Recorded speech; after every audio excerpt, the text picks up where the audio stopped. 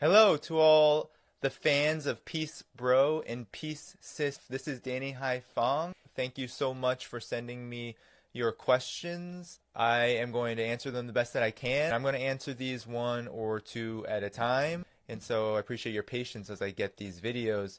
One of the questions that came up was the question about why people in the United States may not feel comfortable with surveillance technology. Why is it that in China people feel safe and secure with such technology and they believe that it is necessary, while there may be people in the United States who feel differently and who see surveillance technology employed by the US government as something that's undesirable. And I think it really does get at some critical differences between China and the United States that not many people here in the United States understand.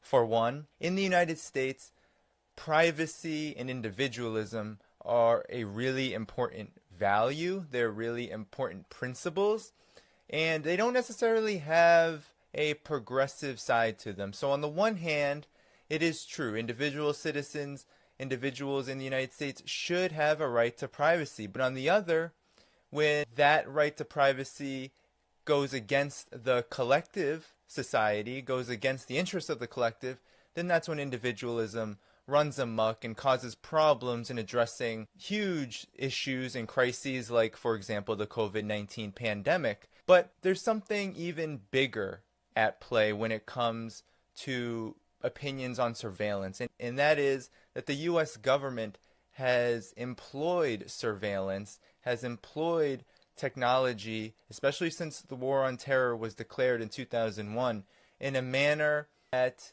is not really about ensuring safety as much as it is about instituting social control in the United States. And I think that a lot of people in the US are actually scared of their government, and there are many reasons for this. One, police departments around the country kill 1,000 people per year. Two, the US government collects the data of every single citizen here in this country, every single person who uses any form of technology, sends it to private companies without their permission, and also uses it to follow those who may be seen as subversive. How the US government sees subversive is different from China. So while in China there have been terrorist attacks in places like Xinjiang since well before 2001, in the United States, a lot of this surveillance technology is said to be stopping terrorism, but really what it does is that it actually targets vulnerable groups. So vulnerable groups include black people. Black people are heavily surveilled, and they end up majorly incarcerated to a point where there are nearly as many black Americans in prison, and dare I say more black Americans in prison and within the criminal justice supervision system than in all of China, despite the US having a fourth of the population, as well as the black American population being roughly 13 to 15 million people. When we're talking about surveillance here in the US, there are different opinions and negative opinions about it because of the way that the US government employs it and who it serves. So in China, according to Harvard studies, around 90% of people support the government in China. Here in the United States, roughly 10% of people support Congress. And why would that be? Well, it's because surveillance technology does not go toward meeting people's needs, does not go toward keeping people safe. Actually, the US has become a lot less safe as the war on terror has progressed. We see mass shootings happen every day.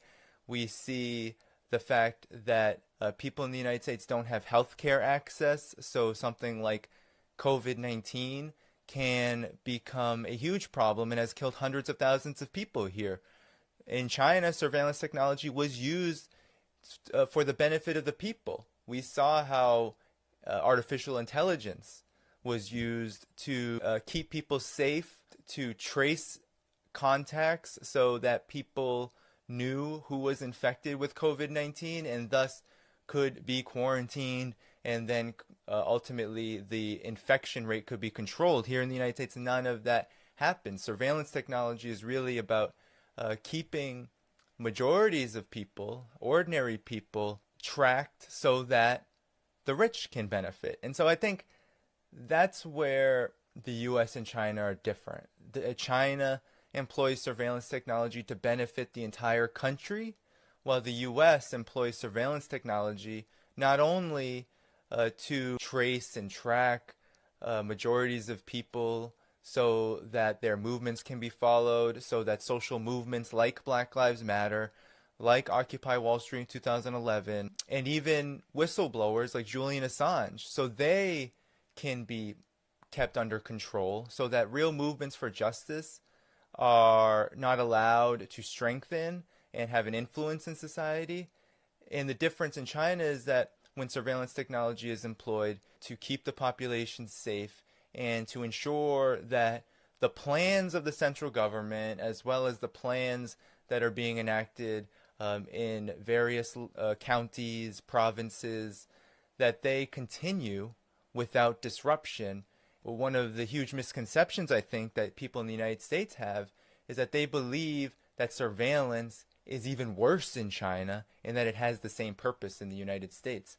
Well, when I was there, it was pretty obvious what the surveillance was all about. It was about keeping public spaces safe. It was about ensuring that the people of China could go to work, could make their livelihoods, and could continue to build upon the progress that they've made since 1949, especially in the last 40 years, that all of that would be kept safe. I did not get the sense that the police were following people. Most police in the cities did not have weapons. China pays attention to the needs of its people. I believe, and from what I've both seen and read, is that in China, the government and the people are not separated, that there is this idea that the government is ours. Here in the United States, the government is seen as a separate entity, protecting property and keeping in place inequality, racism, endless war. The notion and the need for safety is very real. The way that the U.S. treats whistleblowers, treats journalists, treats social movements, and ultimately treats everyone who lives in this country is that of a potential terrorist. And that's a problem when you have so many issues that need to be resolved that working people just are struggling with, whether it's poverty, 8 million more in poverty since the pandemic here, whether it's healthcare, whether it's the fact that climate change is destroying the earth. There's so many issues, right? But people in the United States don't have the power to determine those, and surveillance is seen as an outside force that is keeping all of this in place, keeping this injustice in place. So I'm going to just close by saying that people in the United States really need to understand that context is important, that China has its own set of reasons and needs and interests that surveillance technology is employed to achieve, while in the United States there are another set of interests, another set of objectives to achieve, which needs to be our focus. That should be our principal focus. The only thing we should be thinking about in relation to China and surveillance is, well, why is it that there is such an information gap between China and the United States? Why is it that people in the United States know so little about China?